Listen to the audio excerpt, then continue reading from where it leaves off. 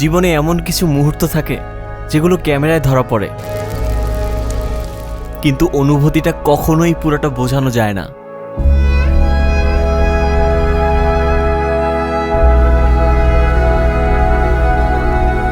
এবারের ভ্রমণে আমি খুঁজে পেয়েছি নিঃশব্দ পাহাড়, নিঃসঙ্গ সমুদ্র আর কিছু হারিয়ে যাওয়ার মুহূর্ত।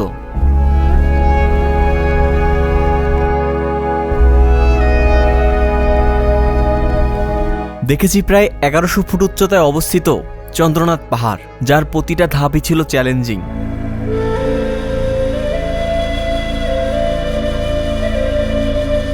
অন্যদিকে ঘুরে দেখেছি মিনি সুইজারল্যান্ড খ্যাত নর্ডালিয়া বিচ, যার সৌন্দর্য চোখে নয় মনের গভীরে গেঁথে যায়। রাতটা কাটিয়েছি নীরব এক সমুদ্রের বুকে। দ্বিতীয় দিন স্বাদ নিয়েছি সীতাকুণ্ডের বেশ জনপ্রিয় বাবির হোটেলের চুই গোস্তের। ঘুরে দেখেছি 18 কিলোমিটার দৈর্ঘ্যের আখিলপুর সমুদ্র সৈকত। শেষ বিকেলে সূর্যের রঙিন আলোয় মুখর হয় পুরো সৈকত। আজকের এই ভিডিওটি দেখলে সীতাকুণ্ডের বেশ কিছু নৈসর্গিক সৌন্দর্যের খোঁজ আপনারা জানতে পারবেন। তাই শুরু করছি আজকের ভ্রমণ এই সীতাকুণ্ডকে নিয়ে।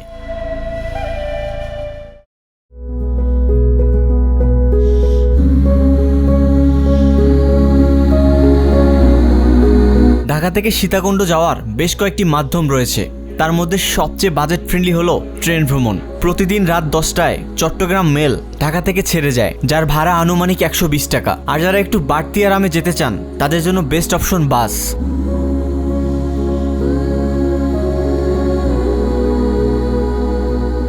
ঢাকার সায়দাবাদ সহ বিভিন্ন স্থান থেকে প্রতি ঘন্টায় চট্টগ্রামগামী বাস ছেড়ে যায়, যার ভাড়া পড়বে জনপ্রতি 500 থেকে 600 টাকার মধ্যে। সবকিছু ঠিক থাকলে খুব ভোরেই আপনাকে নামিয়ে দেবে সীতাকুণ্ড বাজার। সেখান থেকে জনপ্রতি 50 টাকায় লোকাল সিএনজি নিয়ে যেতে পারবেন আমাদের প্রথম গন্তব্যস্থান চন্দ্রনাথ পাহাড়।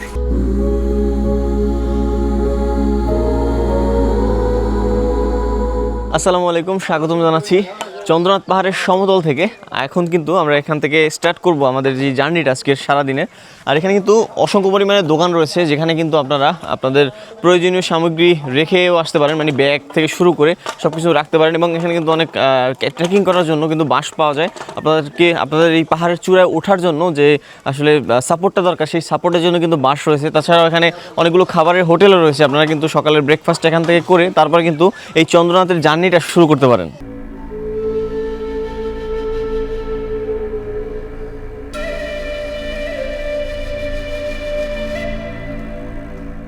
তো আমাদেরকে কিন্তু আরও অনেকখানি পথ পেরোতে হবে, এবং এই যে আমাদের যে যাত্রাটা সেটা কিন্তু আরও অনেকটা দূর যাবে। অনেক অলরেডি আমরা হাঁপিয়ে গিয়েছি।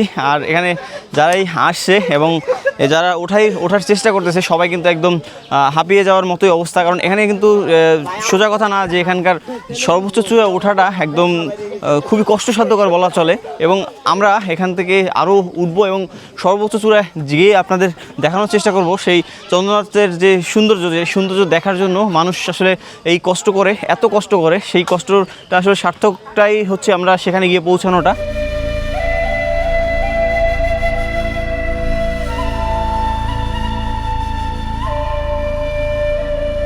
তো এই মুহূর্তে আছি চন্দ্রনাথ পাহাড়ের ঠিক মাঝ বরাবরে। আর আমাদের যে চন্দ্রনাথের যে মেইন মন্দিরটা সেটা কিন্তু আরও উপরে। আর এই মন্দিরটার নাম হচ্ছে শ্রী শ্রী বিরূপক্ষ মন্দির আর কি এটার নাম। এখানে কিন্তু আসলে হিন্দু সম্প্রদায়ের যারা রয়েছে তারা কিন্তু আসলে এখানে তাদের ধর্মীয় উপাসনালয় আর কি এটা, তারা কিন্তু এখানে এসে আসলে তাদের যে ধর্মীয় যে কাজগুলো রয়েছে সেগুলো কিন্তু এখানে এসে সম্পন্ন করতেছে। আর আমরা এখন এখান থেকে উঠে যাব আরও একদম যে এই চন্দ্রনাথ পাহাড়ের যে মানে মেইন যে চন্দ্রনাথ মন্দিরটা আর কি সেখানে যাওয়ার জন্য, এবং চন্দ্রনাথের পাহাড়ের যে সর্বোচ্চ চূড়া সেখানে গিয়ে আপনাদের দেখানোর চেষ্টা করব। এবং আমাদেরকে কিন্তু এখান থেকে যেতে হবে, এই রাস্তা ধরে কিন্তু আরও প্রায় অনেকখানি পথ আমাদেরকে পাড়ি দিতে হবে।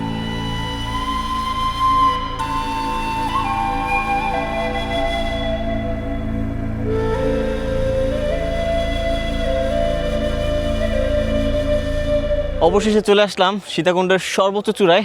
সেই আমার পিছনে দেখতে পাচ্ছেন এটা কিন্তু সেই চন্দ্রনাথ মন্দির। আর এখানেই কিন্তু মানুষজন আসে, এখানে এসে কিন্তু ছবি তুলে। তারপরে কিন্তু এখানকার যে পুরো সীতাকুণ্ডটা এবং পুরো চট্টগ্রামটা কিন্তু আসলে এখান থেকেই কিন্তু খুব সুন্দরভাবে উপভোগ করা যায় এবং খুব সুন্দরভাবেই কিন্তু দেখা যায়। এখানকার আশেপাশের যে পাহাড়গুলো রয়েছে সেই পাহাড়গুলো দেখলে কিন্তু অনেকটা ভালো লাগে।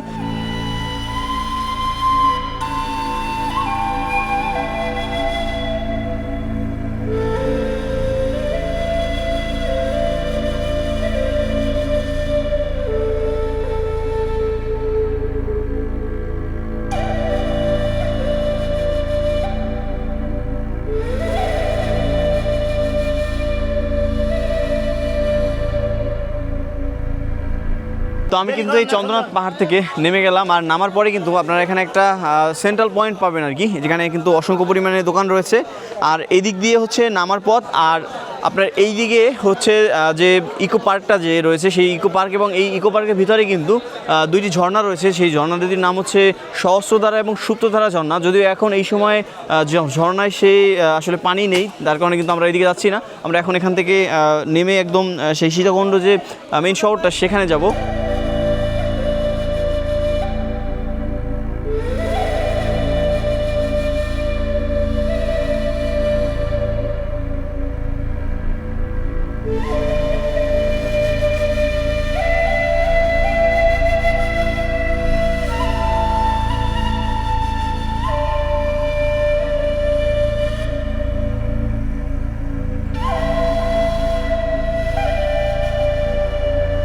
তো আমি কিন্তু চন্দ্রনাথ পাহাড় থেকে জনপ্রতি 20 টাকায় একটা সিএনজিতে এখানে আসলাম। এটা জায়গাটার নাম হচ্ছে সীতাকুণ্ড বাজার।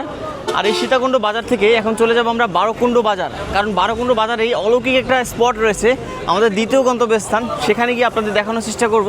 আমরা এখন এমন একটি জায়গায় যেতে চলছি যেখানে একই সাথে আছে বিশ্বাস, রহস্য আর প্রকৃতির অদ্ভুত এক আগুন পানির খেলা।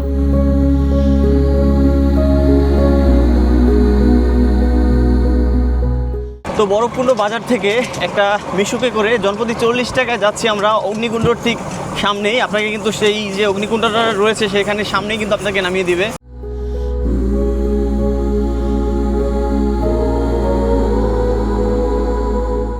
আমরা এরই মধ্যে পৌঁছে গিয়েছি আমাদের গন্তব্যে। এটি একটি প্রাচীন তীর্থস্থান। হিন্দু ধর্মাবলম্বীদের বিশ্বাস অনুযায়ী যুগ যুগ ধরে এই কুণ্ডের পানির উপর আগুন জ্বলছে, যাকে বলা হয় অগ্নিকুণ্ড। লোককথায় শোনা যায় এই স্থানটির সাথে দেবী সতীর একটি রহস্যময় সম্পর্ক রয়েছে। কুণ্ডটির চারপাশে রয়েছে শিব ও কালভৈরব মন্দির, যেখানে সবসময় তাদের ভক্তদের ভিড় লেগেই থাকে। তবে বিজ্ঞান বলে মাটির নিচ থেকে বের হওয়া প্রাকৃতিক গ্যাস এই আগুনটিকে জ্বালিয়ে রাখে।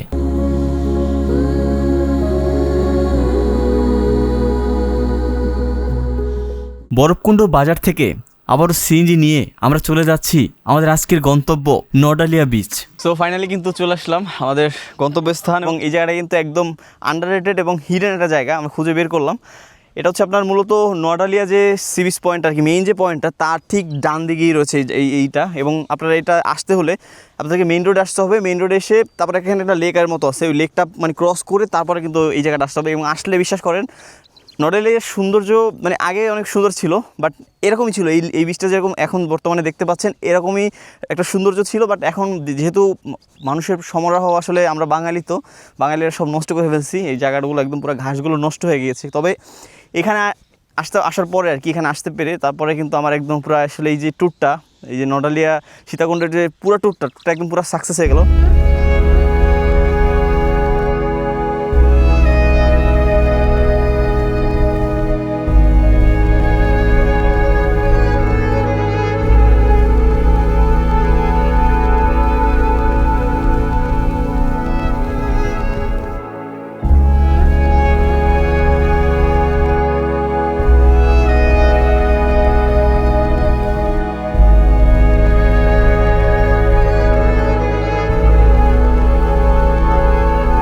এখন বাজে 5টা, আর এই 5টার সময় কিন্তু এখানে অসংখ্য পরিমাণে পর্যটকরা এসে ভিড় জমাচ্ছে। আমি কিন্তু অলরেডি প্রায় অনেকক্ষণ ধরে কিন্তু এখানে অপেক্ষা করতেছি এবং এখানকার সৌন্দর্য উপভোগ করতেছিলাম। সত্যি কথা বলতে এই নডালিয়া সি বিচের আমার যদি ওপিনিয়ন বলি, আমার রিভিউ যদি বলি, আমার কাছে খুবই ভালো লাগছে। কারণ হচ্ছে যে যারা গুলিয়াখালী সি বিচে যান তারা কিন্তু অসংখ্য পরিমাণে মানুষ থাকে ওই বিচটাতে, এবং মানুষের প্রচুর পরিমাণে সমারোহ থাকে। আর এই যারা একটু নির্জন একাকিত্ব কাটাতে চান তাদের জন্য কিন্তু এই নডালিয়া সি বিচটা হতে পারে একটা বেস্ট অপশন। আমি এখন যেখানে বসে আছি আর কি, এখানটাতে কিন্তু একদম পুরাটা পানিতে ছেয়ে যাবে আর অল্প কিছুক্ষণের মধ্যেই। আর এই জায়গাটা কিন্তু খুব তখন বেশি সুন্দর লাগে, এবং পর্যটকদের মানে অনেক পরিমাণে সমাগম এখানে আছে আর কি। এখানে এসে ছবি তুলে, আর বিশেষ করে এইখানকার যে সূর্যের সৌন্দর্যটা সেটাই কিন্তু এখান থেকে ভালোভাবে উপভোগ করা যায় আর কি।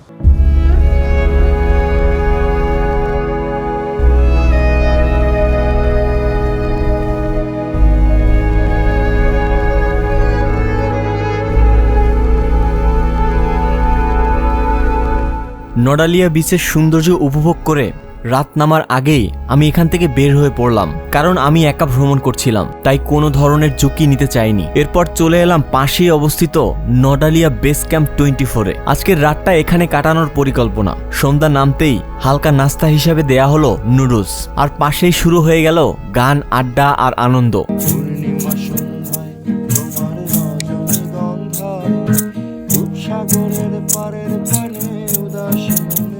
অন্যদিকে রাতের খাবারের জন্য বারবিকিউর প্রস্তুতি চলছিল। এই ক্যাম্পে আমি যে প্যাকেজটি নিয়েছি জনপ্রতি 950 টাকা, যার মধ্যে রয়েছে সন্ধ্যার স্ন্যাক্স, রাতের ডিনার, তাঁবুতে থাকা এবং সকালের নাস্তা।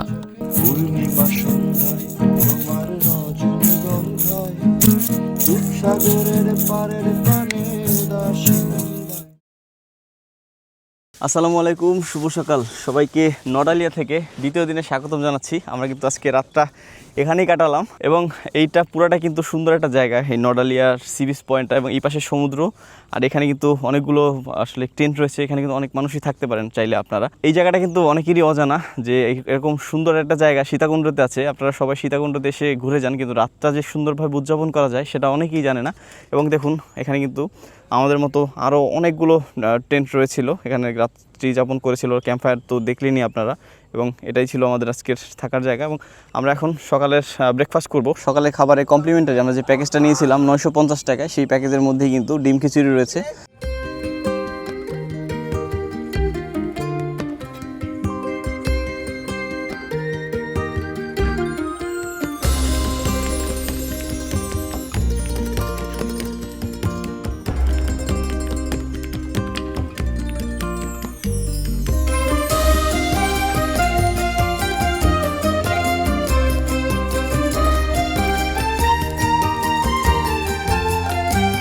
নডালিয়া বেস ক্যাম্পের আশেপাশের গ্রামীণ সৌন্দর্য উপভোগ করে আমরা আবার রওনা হলাম নতুন গন্তব্যের দিকে।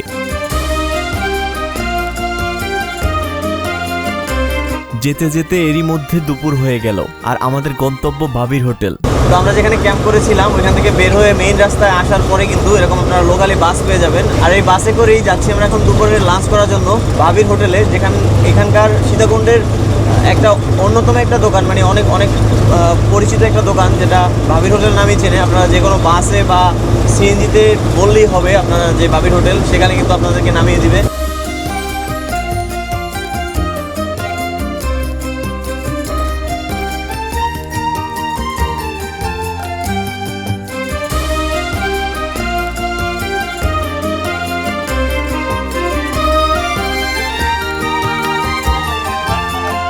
সাধারণ একটা জায়গা, কিন্তু খাবারের স্বাদ সত্যি প্রশংসা করার মতো। সীতাকুণ্ডের এই জায়গাটা খুবই একটা ফেমাস একটা দোকান, এবং আপনি যখন আসবেন এখানে আপনাকে সিরিয়াল দিয়ে খেতে হবে। ব্যাপারটা এমন, বিফ নিলাম আর কি, মানে গরুর মাংসর চুইজাল দিয়ে একটা রান্না করা হয়, এটা খুব এখানকার সবথেকে জনপ্রিয় আর কি। তাছাড়াও আপনারা এখানে খাসির মাংস পাবেন, হাঁসের মাংসও পাওয়া যায়, হাঁসের মাংস যদি এখন ছিল না। আর এখানে অবশ্যই আপনারা মিষ্টিটা ট্রাই করবেন। মিষ্টিটা কিন্তু এখানকার অনেক মানুষের কাছে শুনলাম, জিজ্ঞেস করলাম যে মিষ্টিটা নাকি অনেক টেস্টি আর কি। তো আমরা খাওয়ার পরে মিষ্টিটাও ট্রাই করব।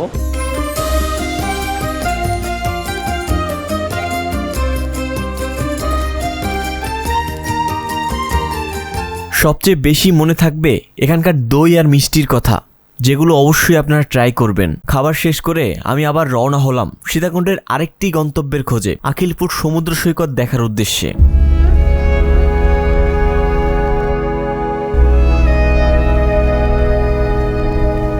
তো এই মুহূর্তে দাঁড়িয়ে আছি আখিলপুর সি বিচ পয়েন্টে।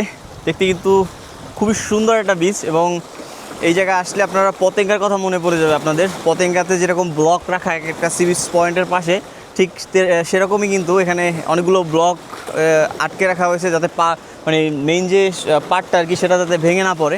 আর সত্যি কথা বলতে এখানকার বিকালের মুহূর্তটা অন্যরকমভাবেই কাটছে, কারণ সমুদ্রের পাশে, মানে সমুদ্রের ঢেউ যখন আপনারা উপভোগ করবেন বসে বসে, এবং সূর্যাস্ত যখন দেখবেন, সেটার সৌন্দর্য কিন্তু অন্য রকমের। এবং এখানে এই পুরো বিচটা আর কি আপনারা কিন্তু পায়ে হেঁটেই কিন্তু আপনারা কভার করতে পারবেন। খুব একটা বেশি বড় বিচ না, এবং ছোট্ট একটা বিচ, এবং আপনারা চাইলে এখানে অনেকগুলো দোকানও রয়েছে, সেই দোকানে কিন্তু খাবার দাবার খেতে পারেন, ফ্যামিলি নিয়ে খুব সুন্দরভাবে সময় কাটাতে পারেন। তবে আপনারা চেষ্টা করবেন বিকাল টাইমটা এখানে আসার, তাহলে কিন্তু বিকাল টাইমটা এই বিচটাতে যদি আসেন তাহলে আপনারা এখান থেকে যখন সূর্য অস্তটা যখন খুব সুন্দরভাবে দেখবেন, সেটা কিন্তু এখানকার মেইন হচ্ছে আকর্ষণ এবং মেইন সৌন্দর্য বলা চলে।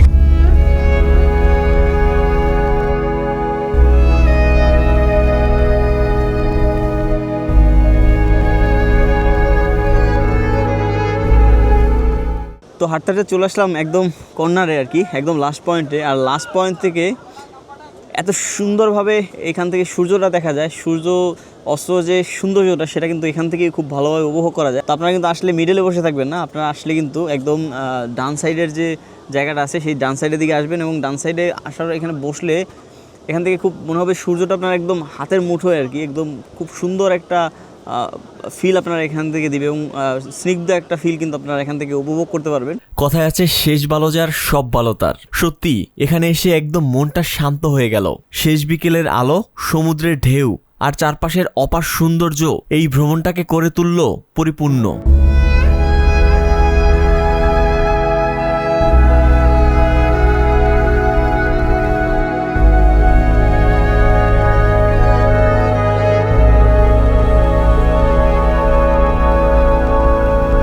আজকের এই সীতাকুণ্ড ভ্রমণটি আপনাদের কেমন লাগলো কমেন্ট করে জানাবেন। দেখা হবে নতুন কোনো পর্বে, নতুন কোনো জায়গায়।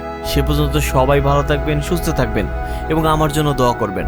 আল্লাহ হাফেজ, আসসালামু আলাইকুম।